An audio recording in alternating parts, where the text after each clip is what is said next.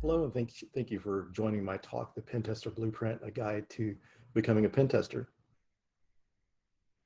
For those of you that don't know me, I'm Philip Wiley. I'm a red team lead for a global consumer products company, the adjunct professor at Richland College, now Dallas College, and I'm also the Pwn School project founder.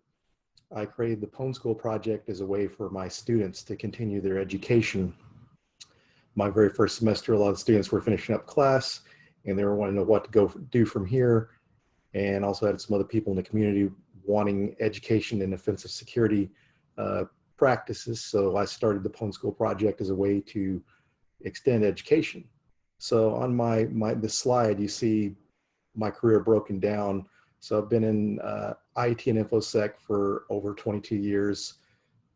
Spent my first 6 years as a system administrator, 16 plus years total in network security and AppSec.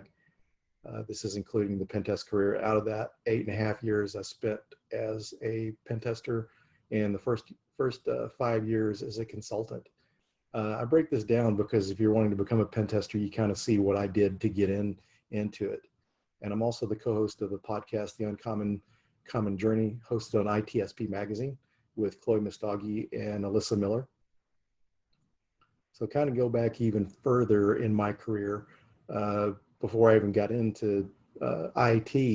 When I graduated high school, I didn't know what I wanted to do for a living. So friends recommended me being a pro wrestler. So I did pro wrestling for a couple years, had to get a job to support my family. So I didn't have, skills that would really provide for that. So pro wrestling, I wasn't being able to wrestle enough, and it's not a lifestyle conducive to families. So I went to trade school to be an AutoCAD draftsman.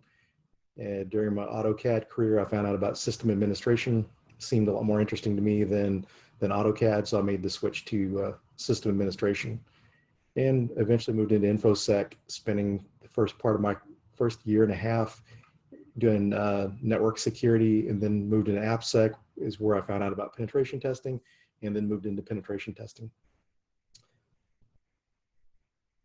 And so each semester I share the slide with my students. With great power comes great responsibility. Only hack if you have permission to hack, and even better with written permission. Hacking without permission is illegal. So make sure if you're going to do any kind of hacking, pen testing, make sure it's in your home lab or either through bug bounties. Bug bounties are a great way to get experience in live production environments. This is experience that you can use on your interviews. You can explain how you were able to find certain vulnerabilities and how you were able to exploit them, and explain that during an interview process. So this is a great place to learn and get experience. So what is pen testing? So pen testing is assessing security from an adversary's perspective, kind of assessing things the way a cyber criminal would. And so that's in hopes of discovering what a malicious actor might find, to be able to remediate those and protect against those vulnerabilities. And why pen testing? If you understand the adversarial perspective of your security posture, then you're able to better protect it. You're able to better justify remediation. Sometimes remediation is more than just making a configuration change. Sometimes remediation could mean adding a web application firewall to your network. It could entail a firewall in general, endpoint protection, other types of devices that could be costly. So if you have a pen test and vulnerabilities that prove that need to be remediated, then that's a way to justify the cost. And even better yet, if you're able to exploit those vulnerabilities, it shows, a higher need to get that remediated, as well as justifying the budget. And also pen testing is very popular due to compliance, regulatory compliance, especially PSI DSS, payment card industry data security standard. A lot of jobs popped up from that. Whenever I was getting started in pen testing, it was mainly consultants and contractors back in 2012. And now, due to PCI and companies that are processing a certain number of credit cards have to go through PCI, then they have to be PCI compliant. So this brought about the need for a lot more pen testing, and companies couldn't afford to pay pen testers, contract wise or consulting to do all these tests. So it made more sense to bring this in-house. That way they could get pen tests done quicker. And even from that on, even bug bounties to help assist in that. Other reasons for pen testing, it's a fun job and there's a lot of career opportunities. I mean, this is one of the areas that's not totally new, but it's gained popularity and a lot more companies are realizing the need for pen testers. Pen testing jobs, formerly it's penetration testing. More commonly, more common term is pen tester. Security consultants, analysts, and engineers are usually the roles that these positions fill. There may not be a HR description as ethical hacker or pen tester, but those are typical some of the HR roles. Some other synonymous terms: ethical hacker, offensive security, adversarial security, threat and vulnerability management. Threat and vulnerability management is a very popular department that pen testers usually fall under. So when you're looking for a job, then you may need to look at the descriptions, because it could be a security analyst or a security engineer, and you just have to look at the description to see the type of tools and the duties you're performing to see that it's a pen testing job. Pen testing is valuable in other areas: SOC analysts, digital forensics, incident response, network security engineers, purple teams. This is where the offensive security works with the defenders to be able to detect the activities and block those and be able to respond to those. Also application security, where a lot of you that are viewing today, you're either a bug hunter, you're into bug bounties, or you're someone that's wanting to get into it. So the skills you build through bug bounty and application security kind of go hand in hand. So understanding the malicious traffic as a SOC analyst is very important. Security analysts and engineers understanding that traffic is also good. And then in digital forensics and incident response, if you understand the attacks, then it's going to make, it's going to give you some insight into your investigations that you may not otherwise have. Different types of pen test targets. So network, application, hardware, transportation, your different vehicles. Autonomous driving vehicles are very important to be secure, so we need to test those. People in buildings, be able to test the security of buildings, as well as the people that are employees of the company. They got badges, they go into the building, people can tailgate behind them. So those need to be tested. You can have the most secure network, most secure applications, but if someone can get past security into the building, into the data center, then it's gonna be a lot easier for them to breach a system. So it's important to test those. And then your hardware devices, your routers and switches, even your SOHO routers and switches, as well as Internet of Things and medical devices. It's interesting because during my consulting career, I did some pen testing of some hospitals, and you could see, like during wireless pen test, you could see medical devices like insulin pumps and different life support devices connected to the network. So those need to be secure and need to be tested. And this is where pen testers come into play. Be able to think like the bad guy to be able to find those vulnerabilities and protect against it. Different types of pen test knowledge. So traditionally you hear of a black box pen test, white box, and gray box. Your black box is going to be more similar to what an adversary would attack. So you're seeing more of what a real world attack would be like. So this is very limited information, maybe an IP address, maybe URLs. I did a black box pen test, more of a full scope pen test back in 2008. And all we had for the client, we knew the name of the client. We knew the address because we needed to test physical security and be able to get there to do internal network pen testing. So we were able to do recon, and I was able to find information on the company through like Shodan that we weren't able to find devices in the network blocks. So that limited information, we were able to find the IP addresses to test, and then we actually came on site, got into the building unauthorized, into the office of the client, and was able to test in one of their conference rooms. So we had limited information. So with this type of testing, it takes more time to collect information. Now the opposite end of the spectrum is your white box or crystal box testing. And this is very common in your web app pen testing, and really a needed type of test level, because that way you've got more information, you can more thoroughly test the system. So with this, you typically, especially in application, you have accounts, sometimes diagrams. Prior to the kickoff of the pen test, you will work with the developers to get a walkthrough of the application to understand how the application works, to be able to more thoroughly test it. And gray box is kind of partial knowledge. It's limited amount of IP address. The IP addresses, you basically don't get your accounts and that sort of stuff, but you have the IPs that are in scope, and then it's up to you to test. And this is what you more commonly see, like on your network pen test, just the, just the scope items to test without more information than that. And like going back to say, these are all based on time. The more time you have, then the less information you need for the test. And the more time, then you've got, you can perform the black box type testing, and with more limited time, you need more information to be able to thoroughly test it. And definitely on web application, you really want to test that, because you need to test all levels of access, administrator, just regular users of the system, to make sure you can't elevate your privileges.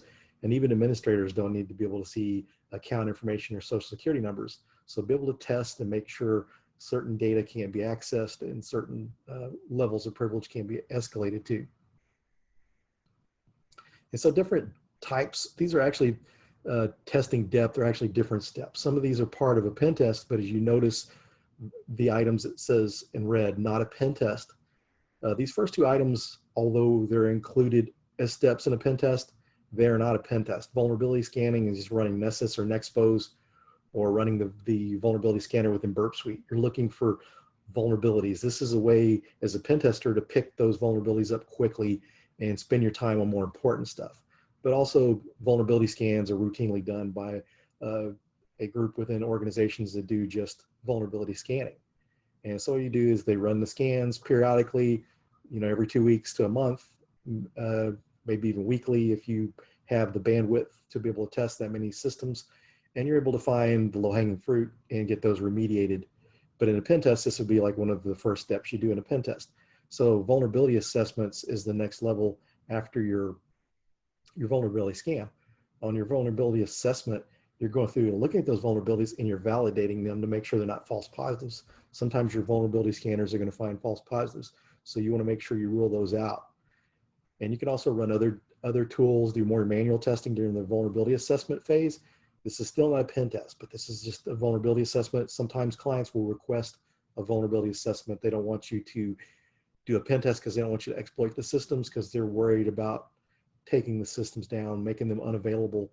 And so this is kind of to lighten the risk. I've done actually wireless pen tests before of hospitals, and the concern by the CISO was that they're worried that something would get taken down. So we kind of revised what we were going to do on the pen test and went to an assessment. So we're just running vulnerability scans, but not actually going through and trying to exploit the systems. So the next step of this process, after you've done your vulnerability assessment, you've validated your vulnerabilities, found anything manual or using other tools, then you come to the pen test phase, the pen test level. This is actually going through and exploiting the vulnerabilities that you found during the pen test. And once you exploit those, you see if you can escalate privileges, if you're able to get lateral movement, take accounts, and connect to other systems. So that's what you test during this process. And then you have like your red team and adversarial test. This more simulates a cyber criminal or a nation state. You're going in, and it's not the importance of finding every single vulnerability. It's just finding how those can be exploited to do serious damage to the company, as far as collecting information or actually gaining access to, possibly if it's a banking system, just going through. In this, you're really focused on getting the important stuff, not wasting your stuff with just vulnerabilities. You want to focus on exploitable vulnerabilities. You're also wanting to, during this process, test the blue team, see if they're seeing you on the network, see if they're responding. And so then after you wrap up this type of engagement, then you can work with the blue team to show them corrective measures, because when this activity is going on, you want your defenders to be detecting it. So this is one way to actually test the blue team, test the people, processes, and technology, and not just test for vulnerabilities. This has become more popular due to PCI pen testing, more narrowing the scope of pen tests, and a lot of things getting overlooked. So this is starting to become more popular. You're seeing more red team jobs out there. This is a very exciting and interesting area if you're into more of the network type pen testing, although your web application pen testing skills are very important. Uh, Sometimes the network, be able to exploit the network as well as Active Directory are very important in that phase of that type of assessment. And there are specializations. You have your generalist, which just do the basic type of pen testing and cover a range of things, your wireless, your network, and your application, some light application. And then you have application. So this is web app, mobile, thick client, and cloud. And people that specialize in that area sometimes come from development as far, and also like the generalist, a lot of people like myself, that's where I started as a generalist. And I got my start because of my sysadmin background, I understand networking and operating systems. So this was easier for me to learn. And so your social engineering, testing the buildings, and through the physical security, this is also a lot of times part of a red team engagement. So those are very important skills. And then transportation specialization, there are people that are just dedicated car hackers. So they do that. So you can specialize in these, or you can learn a little bit of all of it. So the nice thing about pen testing is if you get bored in one area, you can learn other things. During my consulting career, I was fortunate enough to work for an employer that allowed me to learn other types of pen testing. When I went to work for them, I had never done Wi-Fi pen tests, but I got to learn how to do Wi-Fi pen tests. So there's a lot of different areas to work in. A lot of people like to specialize in the hardware and IoT stuff, which is a very important and more newer part of pen testing. And a lot of these skills are very transferable to security research and bug bounty. So this is the part of the talk most people are interested in. How do I become a pen tester? So to become a pen tester, you need the technological knowledge. You need to understand the technology before you can secure it, before you can break into it. So you need to understand networking and operating systems, Windows and Linux, and you need to understand these at a sysadmin level. If you get a shell to the system, and if you have the right privileges, you can shut down firewalls, start and stop services, do several other things. So once you get a shell, you need to understand that command line. Otherwise, you're going to spend a lot of time Googling, or you're not going to, and not effectively spend your time on the pen test. Then understanding security, application hardware is also important. Knowing the security of how Windows or Linux works is a good advantage to be able to test for misconfigurations and see how you can possibly bypass those and exploit the system.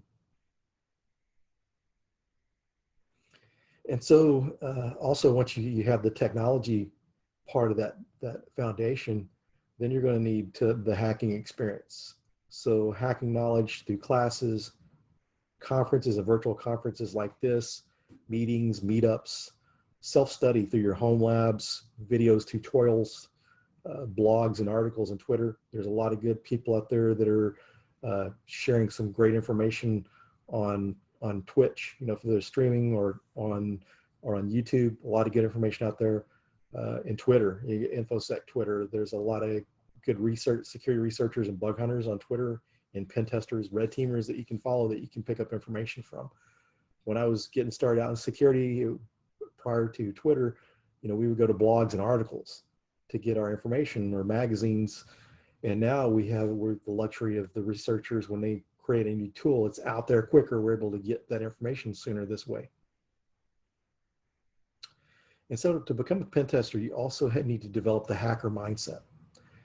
And so the hacker mindset, out of a lot of other areas in security, is one of the areas that really requires more creativity. It's a combination of creativity and analytical thinking.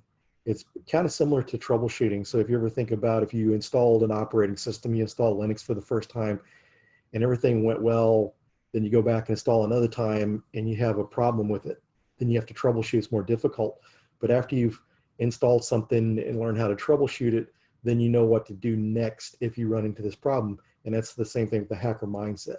You find a vulnerability, maybe it's like an unrestricted upload, then you know that you can upload some type of shell to that system and possibly get command line access, get a shell to that system. So you're able to chain together those type of attacks. And the more you practice, the more you're able to chain these different types of vulnerabilities and attacks together to be able to exploit a system. And so the more time you do that over and over again, you build up that base knowledge, and you just come up and you see a certain vulnerability, you know, I can do this next. So the best way to develop the hacker mindset is through repetition and hands-on hacking experience, spending your time in your lab, CTFs and that sort of thing, bug bounties, going through, and after you'll see some vulnerabilities that are very common, and then you know how to exploit those. So that way you just, you know, constantly practicing, this is the way you develop that mindset. And the Pentester blueprint formula is technology knowledge plus security knowledge plus the hacker mindset. With these things combined, you'll have what it takes to be a penetration tester. And where to start? Where do you start in this journey? You need to develop a plan and do like a gap analysis on what you're missing. So you go through and look at the skills you have that are needed, like your networking operating systems. You also look at like Linux. You know, Linux is very important as a pen tester. There's a lot of good tools, although there's tools on Windows too that can be leveraged, and I recommend knowing both of those. But going through and fill in gaps on the things you don't know. So if you're starting from scratch, a good example of where to start would be follow like the pen test, say start with A+ level certification knowledge. You don't necessarily have to get those certifications, but learn the materials from the A+ certification, learn the items from the Network Plus and the Security Plus, and now there's the Pen Test Plus. Learn those items, and that will give you a good base for pen testing. If you're wanting to do bug hunting, then maybe even spending some time learning some web development. Learning how to do web development is going to help you be a better bug hunter. So basically, when you're developing that plan, look at the pieces you're missing. And you know, if you're needing to build that hacking experience, do capture the flags, bug bounties, and build labs.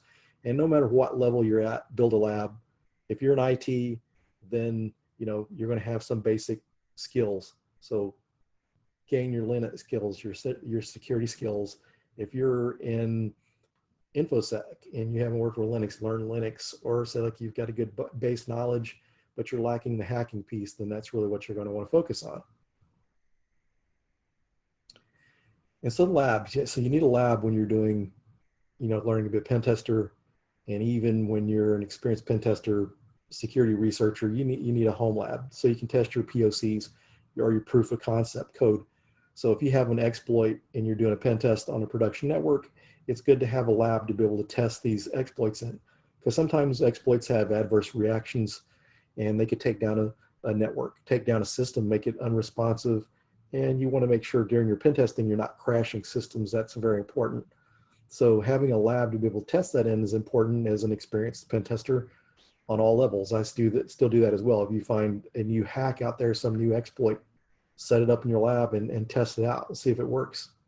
So the different levels of labs that I've got listed here, and this can vary. These are just kind of 3 areas that I've kind of limited down to. But the Minimalist Lab is one of my favorites. So you have your laptop or your desktop that you use at home. You install like an attack VM as well as your targets. So this is very basic. If you've got like a mobile device like a laptop, then you're able to put your lab, you know, set it up on that system. If you get bored studying at home, then you can go to a coffee shop or somewhere else and study. If you're traveling, then you can still practice hacking in your labs.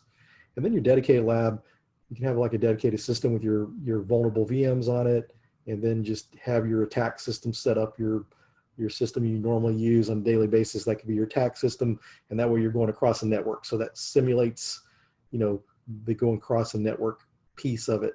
And then you can get more advanced, and you can have your separate systems. You can have like separate desktops or build servers on your network. You can set up routers and switches and firewalls, and get as elaborate as if you want. And even as prior to hacking, just building a home network is a good experience.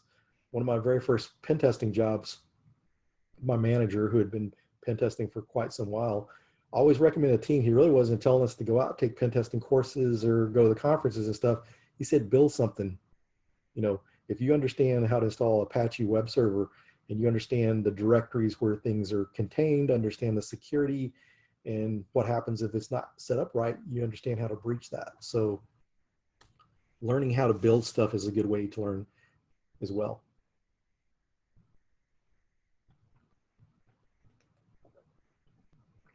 And one thing to keep in mind with your home labs, if there's something your priority is to learn the hacking piece, learning the tools, then you may want to be more simplistic with your lab, because I've run into things in the past where I had my lab and I had a hard drive go bad. That could happen on any level of lab. But the thing here is too, is the more elaborate it is, the more chance that you're going to have system failures and you're having to rebuild that. So keep that in mind. And so when you build your home lab, you're going to need a TAC platform. And so Kali Linux, Parrot OS are really two options that are great from a Linux standpoint, as well as Ubuntu. You can use Trusted Sex Pentester framework, and it's a script that will install all the tools that are like in Kali Linux or Parrot OS. So if you like Ubuntu and that's the way you want to go, this is a great way to go. I've done that before in the past. I would run like Ubuntu as my host OS with the Pentester framework tools. So I had the pen testing tools on there, and I still had like a Kali Linux VM as well as like a Windows VM with some administrative tools and some hacking tools on that. And so with Windows, you have Commando VM scripts by FireEye. You can install that set of scripts, and what that does is that contains a lot of the different pen testing tools that you'd use during a pen test that run on Windows. And then also with that, there's the Flare VM, which is FireEye scripts for reverse engineering. So you set that up on the Windows VM, you can do all sorts of reversing on that system, and then you have like a Windows device to test with. And I recommend learning how to pen test with both. There's times that using Windows may be more conducive and have tools and stuff that run natively that would be a better choice at times. So having both of those are a great option. And Parrot OS, I've really gotten to like Parrot OS up until recently. I hadn't worked with Parrot OS, but Parrot OS works really great for wireless pen testing. With some of the recent updates to Kali Linux, some of the tools broke and also with going to a lot of the things going to Python 3, the dependencies and stuff were hard to get running. So I was doing a pen test for my employer, a wireless pen test. And so I'd use Parrot OS, and I was able to get a certain alpha driver to work that I could get working on Kali Linux, as well as all the tools worked. There wasn't any things I really had to add extra to that, as well as any extra tools that I needed to add. I was able to add easily. So Parrot is really good for wireless, and also to it makes a good daily driver Linux, because security and privacy are kept in mind. There's some really good privacy plugins built into Parrot OS too. So it's a really great product, as well as the support. I was installing something the other day, and oh yes, my work test laptop, I was trying to get the video drivers to work with Hashcat. And so fortunately their website had good documentation on how to install the drivers and get it to work. So that's really great. Sometimes other distributions, it's hard to find the documents to install drivers and software properly. And so the home lab targets, you need a target to attack. So you want to create your vulnerable VMs. So you can go to VulnHub and download some VMs. There's a lot of great VMs on there. A lot of them are retired CTF VMs. People build CTFs for different conferences, and they'll later on go up and upload those to VulnHub, share those with the community. So you can download those and use those for practice targets. I've used some of those in my home lab, and it's been a really good choice. And Metasploit 2 and 3, those are two VMs I highly recommend. I would make sure to install those two, because the thing about those two, you can install version 3 on Windows, which you need practice in a Windows environment. Most of your corporate environments are going to be mainly Windows, so you need practice with that. There's a lot of vulnerable VMs on Linux due to Linux being free. Metasploitable 3 uses the free version or a limited time version of Windows, because Microsoft will post up VMs for developers to test their web apps in different browsers. So that VM of Windows, certain Windows versions is available for download for a free trial. So that's used in Metasploitable 3. OWASP has a lot of good resources. WebGoat's just one of them. There's a couple different versions of WebGoat, as well as JuiceShop on their site. A lot of vulnerable VMs, a lot of vulnerable apps, and some of those apps are online. And then you can create your own targets. ExploitDB is a good place for exploits, but it also has vulnerable software. So you can go out there and download the vulnerable versions of the software and actually use those to use the exploits against. So that's a really good way to build a lab. And you can kind of get together with some friends and you can do like CTFs. You can build a vulnerable VM that you know what's on it, but your friends don't, and you can challenge each other. So that's a good way to learn as well. And recommended reading here. Actually, one of the presenters of the conference, the very well-known Georgia Weidman, in her book, The Penetration Testing, A Hands-On Guide to Hacking. This was the book I was using for the first year of teaching at Richland College. I was teaching my ethical hacking class. And the thing I liked about this book is it shows you how to build a lab. And that's what my class lab was based off of. I later went on to the Pentest Plus to give students certifications to prepare for, since certifications can help you sometimes in your job search. So we switched to that. The Hackers Playbook 2 and 3 is what I go to next. After George's book, you're going to learn the basics of pen testing, and so the Hacker Playbook gets into more types of techniques and stuff that you're going to use in an actual real-world pen test. Version 2 and 3 are slightly different. Version 3 gets into more red teaming, so you definitely want both of these books. Start with version 2 and then go to version 3. You learn more of the red team techniques. And the Web Application Hacker's Handbook, the second edition, that is a really great place to start for web app pen testing. And also the red team field manual is also a good little handy reference for different commands and single liners for different technologies that you'll run into during a pen test. And learning resources. So this slide here, I've got to kind of split up. If you look at there's a top section, and you see there's kind of a space between. The top section are paid resources, starting with the most expensive to the least expensive. And the bottom portion are resources that are free. So we have this SANS training, which SANS training is really great. It's created by some of the industry experts. Most of these people work in consulting and they teach for SANS. They develop this content and it's really great stuff. Of taking their web application pen testing course, their ICS pen testing course, as well as the advanced pen testing and exploitation development course, which are really good. But these are typically items that you're going to have your employer to pay for, because it's like $7,200 per course, unless you do one of the 2-day courses, which is like $3,800. And then the next level down in a drastic drop in price is eLearn Security and Offensive Security. eLearn Security I really like because it really gets into good detail. And actually, if you're wanting to learn web app pen testing, they have a really good web app pen testing course. I've taken that in their mobile pen testing course. And so with them, as well as offensive security, you have to perform pen tests to pass the certification exam. And then virtual hacking labs is a nice one for preparing for the OSCP, doing network pen testing. There's like Windows and Linux systems set up in an Android system that you're able to hack. They give you hints on the easier systems. The more difficult systems, they give you less experience. So they start out easy and build you up to where you're starting to build that mindset and you don't need the help. And then you're getting to the point where you're on your own, which is good compared to like offensive security, that there's no hints there. You have to just go in and do it all on your own. That's a good way to learn. But with the virtual hacking labs, they kind of gradually help you learn those skills in advance to more difficult systems. Pentester Lab and Pentester Academy are great resources. Pentester Lab is mostly web application pen testing, but they also have some Linux security stuff in there, so you can learn how to breach and exploit Linux vulnerabilities. If there's a possibility to get a shell on a system, they show you that. Some of the other courses really don't go into details about be able to get a shell to a system, but they do that. That's a really good resource there. And then Practical Pentester Labs, Pentest Labs, is $64 for lifetime access.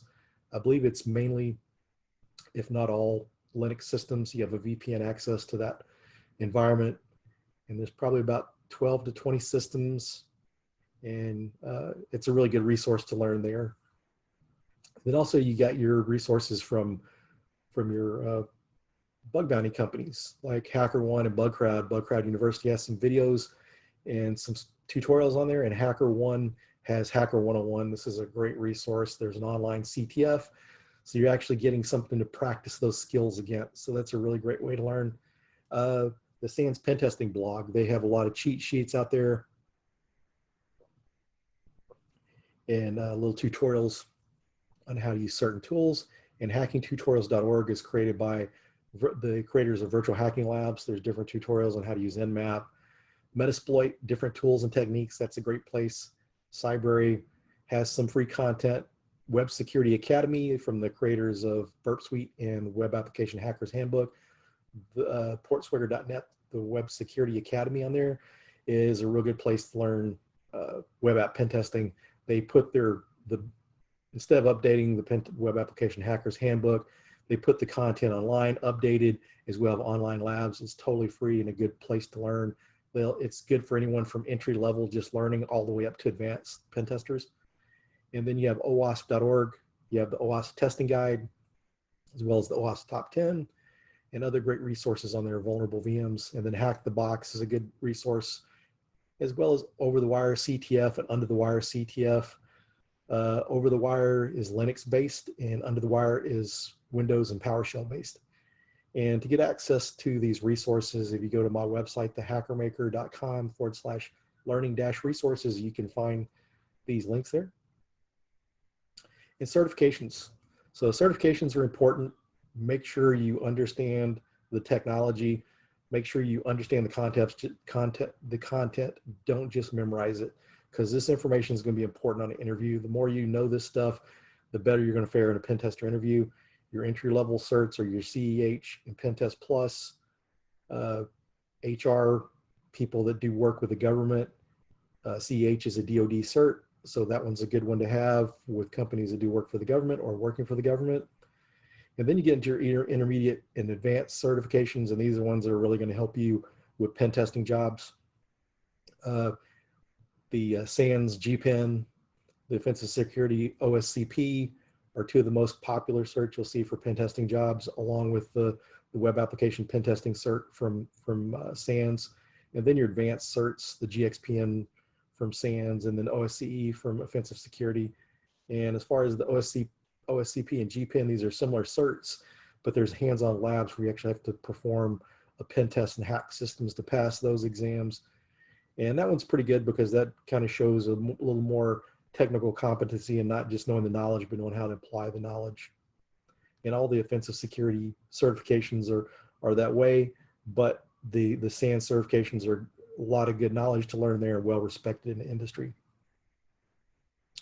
Job tips, professional networking, go to your conferences, your local meetups, get plugged in, meet people, network, and this is going to help you learn as well as get jobs. Make sure your LinkedIn profile is optimized. Make sure that you keep it professional. This is like your online resume. This is how recruiters are going to find you. So I highly recommend that. Usually I don't go to job sites anytime anymore. You have enough recruiters coming that you don't have to use the job sites. The interview tips: prepare for the interview. Know the OWASP top 10.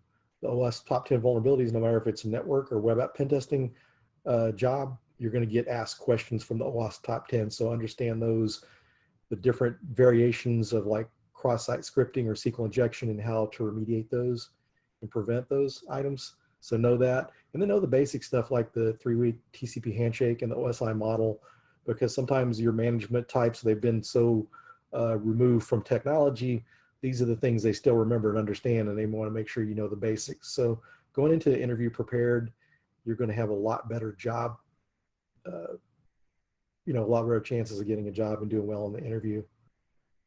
So here's my contact information. Feel free to reach out to me.